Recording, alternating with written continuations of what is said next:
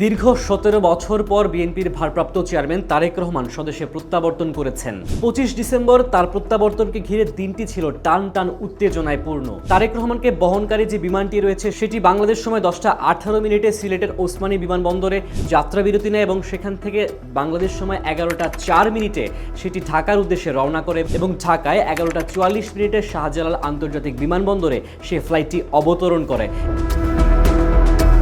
এবং সেখান থেকেই তিনি 300 ফিটের যে গণসংবর্ধনা অনুষ্ঠান দলের পক্ষ থেকে আয়োজন করা হয়েছিল সেখানে তিনি পৌঁছান বেলা 3টা 54 মিনিটে। বেলা 4টায় তিনি মঞ্চে ওঠেন এবং তার নেতাকর্মীদের উদ্দেশ্যে বক্তৃতা দেন।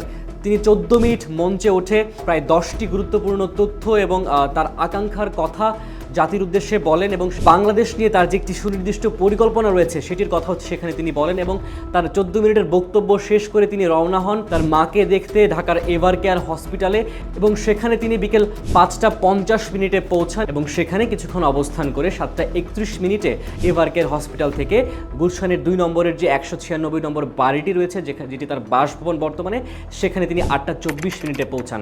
তো এই ছিল আজকের 25 ডিসেম্বরের ঘটনাবহুল দিনের আদ্যপান্ত।